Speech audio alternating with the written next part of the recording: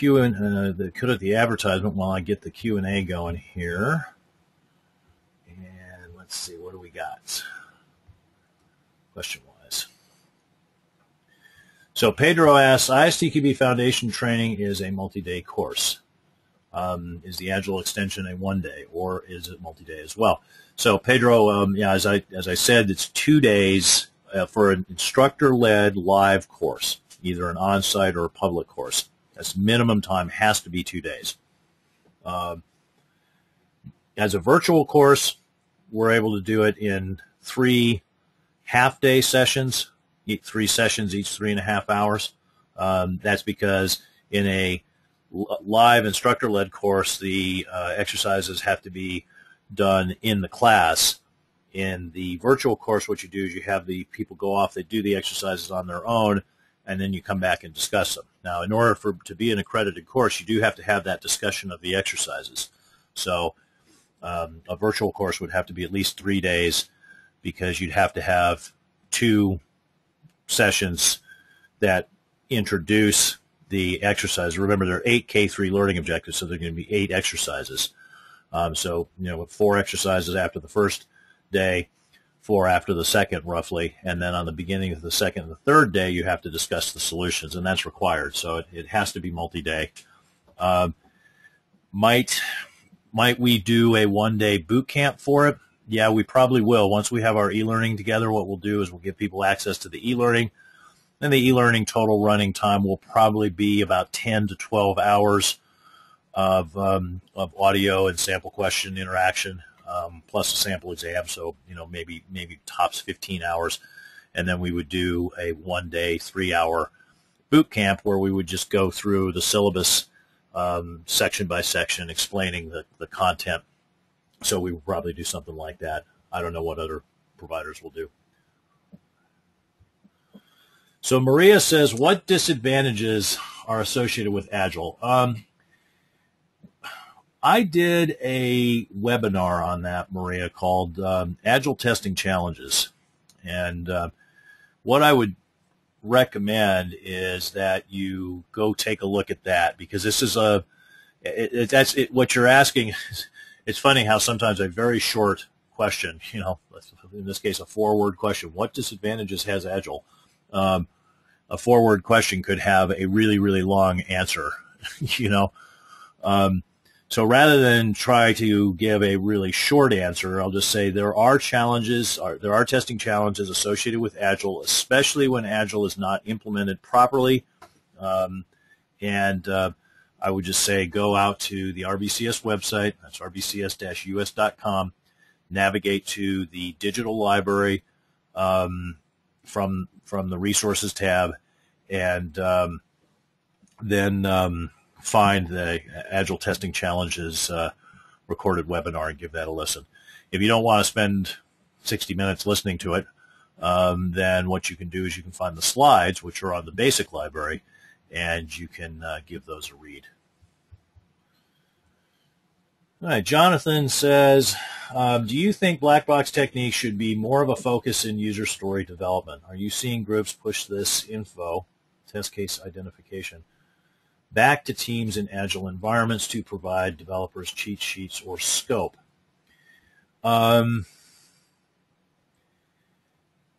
So yes, I think I would say that if you're involved, and you should be as a tester, in user story development, when the acceptance criteria are being defined, one of the things that you should be doing is immediately going into how would I design tests to cover this, right? That's the whole issue of the testable acceptance criteria. And so using black box techniques, absolutely. If there's some, user story involves defining a screen that accepts information, you need to understand what are the valid and invalid inputs for each one of the fields on the screen. You need to know how to apply equivalence partitioning and boundary value analysis to those fields to be able to generate test cases. If the information in the screen results in particular actions being taken by the system or not taken by the system, then you need to think about, well, how would I structure that in the form of a decision table? Maybe if it has an influence on the state of the application, you're thinking, okay, what's the state transition diagram going to look like? And so I think that's very helpful to include that. Now, one of the principles of Agile is to try to minimize documentation. And it's funny how that's seen as like, oh, that's an Agile idea. Actually, I think that's always a good idea, right? I mean, the time spent documenting something is time not spent doing other work. So, your documentation should always be, as a tester, what's the minimal amount of documentation that I need to do in order to support my task, to do my job properly. So certainly in Agile, that's explicitly stated. So, you might, instead of like defining a test case that's documented to a great level of detail, you might just draw a picture of the equivalence partitions, the boundary values, maybe a decision table, maybe a state diagram. And, somebody who knows how to create tests from those kinds of models doesn't necessarily need to have a full-blown, concrete test case written.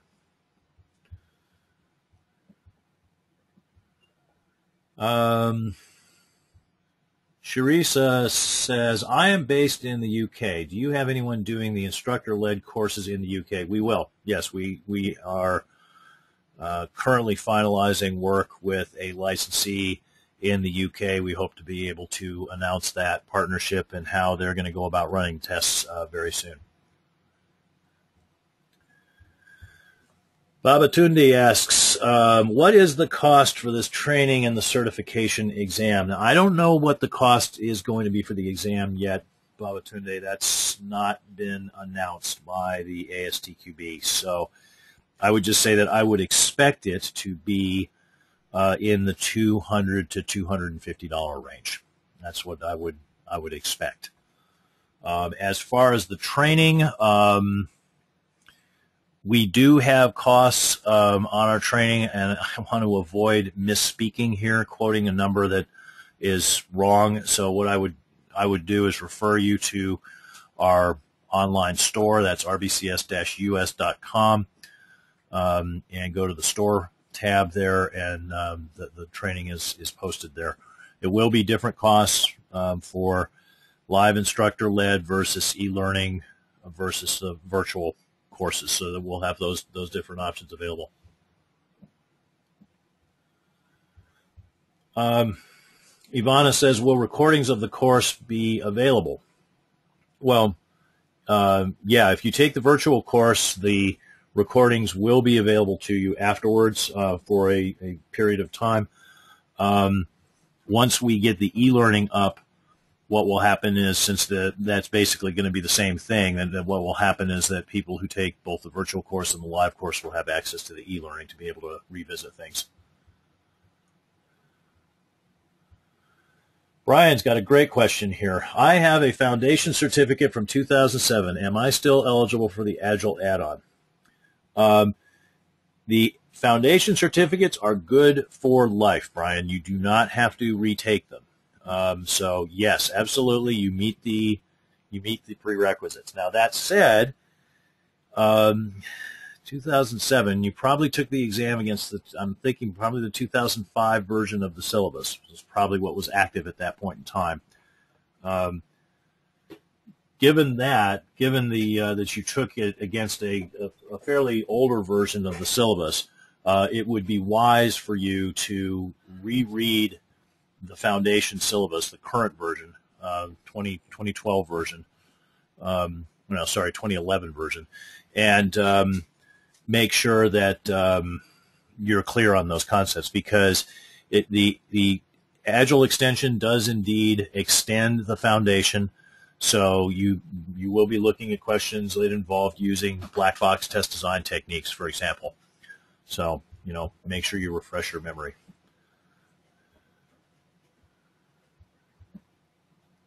So Carlos says, thank you, Rex. Always good to hear your webinars. Keep up the good work. I want to be like you when I grow up, laughing out loud. Well, it's thank you for the compliment, Carlos. maybe when you're a viejo like I am, you too will be just like me. But hopefully that's many years for you. But yeah, thank you for the kind words.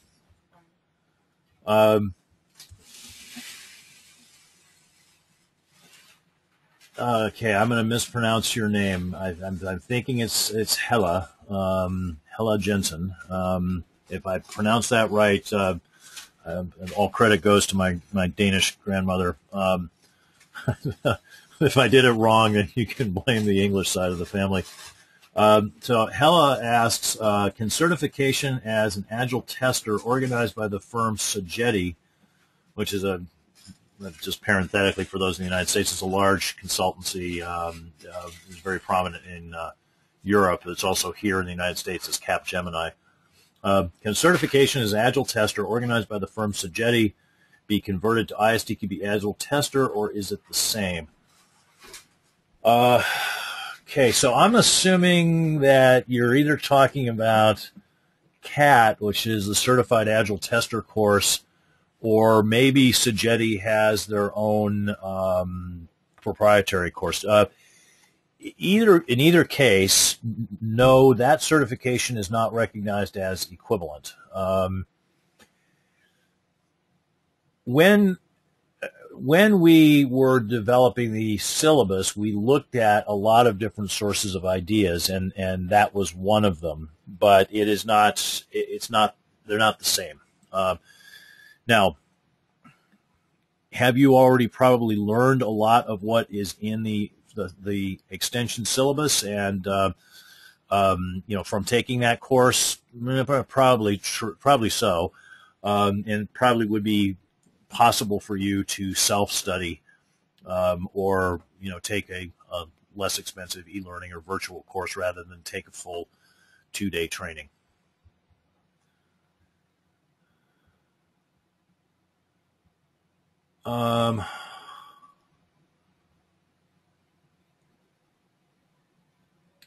Maria asks, will we be able to take the Advanced Test Manager without the Agile Tester certification? Yes, Maria, that is definitely true. The Agile extension is not a prerequisite for the three core advanced exams. Now, that said, if there is an advanced Agile extension, one or more such exams and syllabi ultimately defined, the foundation extension would probably be a prerequisite for that.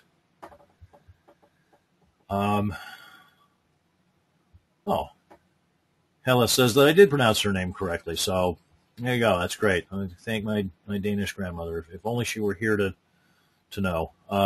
And she says, yes, CAT. So CAT is, just for a little more information, CAT is a certification from a,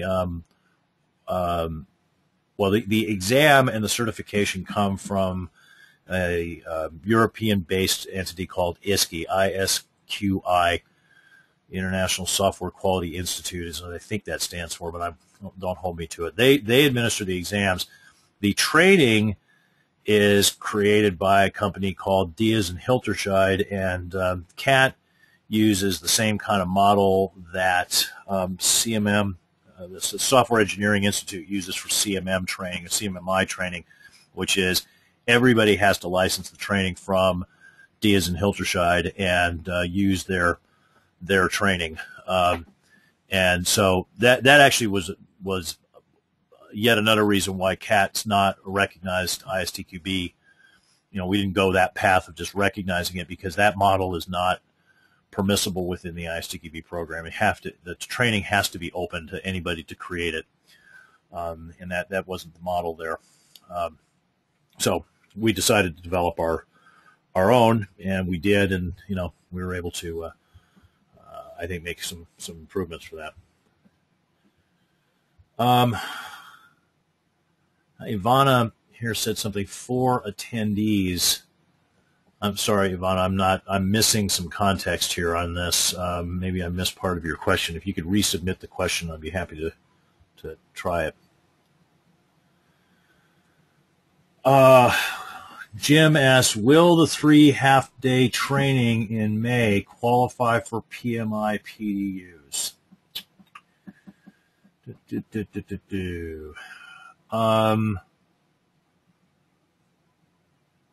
The answer is not currently no, but that's an interesting idea, and there's no reason why we couldn't. I mean, if somebody wants to volunteer, somebody who's got PMI certificate, because I believe this is the way this works. Anybody with a PMI certificate can review the material. If somebody wants to take on that little adventure of being the reviewer, PMI reviewer, let me know. That is probably something that we'll be able to get worked out, I would think, if whoever volunteers is willing to work fast, something that we could get worked out between now and May. Ivana says, you already answered before. Thanks. Okay, thanks, Ivana. Sorry if I was being dim-witted there. Follow-on question from Jim. Will the Agile extension syllabus be published and certification exams available after the May training? I assume so, but just want to check. Yeah, it should be almost certainly out by then. I say almost certainly just because we're finalizing work on it now. We're going to put it out for a vote. I'm expecting like mid-May would be the actual formal release date. We want to make sure we get it right, but I would say that it's mid-May when the syllabus and the exam will be out.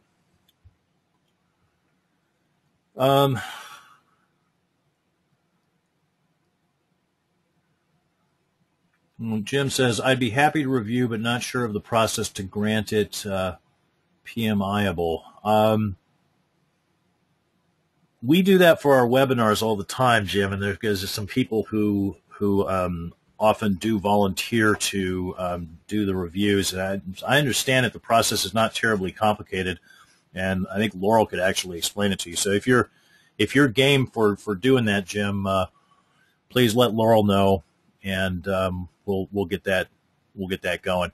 The thing that very much might be the case with this is that I suspect that it's not going to count for a full 16 hours of PDUs, because there's some material in it that's not really management focused, and to be PMI accredited or PMI recognized, it has to be management focused. So it's this happens with like our foundation courses that way, that it's not, you don't get 4 days worth of PDUs for the foundation course. You just get a couple days, I think, for the management portions. Diane asks, will it qualify for QAI learning hours? I do not know the answer for that. I don't know what exactly the requirements are. I have been told that people have successfully submitted attendance emails from us for our webinars to QAI and gotten credit that way. So I don't see any reason why this would be different, but I'm not QAI certified. I don't know exactly how their process works, so you need to check with them. Okay. So it seems to have wound down the questions. So to close this session out, a little bit more about the resources that are available. We run these free webinars once a month, so check our website, rbcs-us.com, to sign up. If you would like a special webinar presentation for your company only of this webinar or on any other topic related to software testing, send us an email, info@rbcs-us.com, or just use the contact form on our website. If you don't already receive our regular free newsletter, sign up at rbcs-us.com. Signing up will get you valuable discounts on consulting and training services, along with a regular newsletter that includes a featured article on software testing and quality and news about what RBCS and its partners are doing lately. We are on Twitter, handle is RBCS, and we're on Facebook, RBCS-INC. Do remember to check your email over the next couple days. You could be the lucky winner of the free e-learning course. You were registered simply by signing up or simply by attending this free event. Check out our digital library. The recorded versions of the webinars are there, as well as podcasts and videos. This webinar, if you're thinking, I know somebody who's going to be interested in this, they'll be able to listen to the recording of this webinar on the digital library here in the next couple of days, or alternatively, they can attend the 8:30 session tonight. You can subscribe to our podcast via iTunes, enter RBCS podcast into the search string, and see the videos and recorded podcasts by subscribing to the RBCS channel on YouTube. We offer these free resources as a service to the software testing community because at RBCS we are a not-just-for-profit company. Briefly, before I conclude the webinar, I want to correct a mistake that I made at the offset. This webinar is actually not a PMI PDU webinar. Sorry if that was a point of confusion. I was using an old intro script that happened to mention that, so apologies for that. This concludes the webinar. I would like to thank everyone for joining us today and look forward to seeing you on future webinars.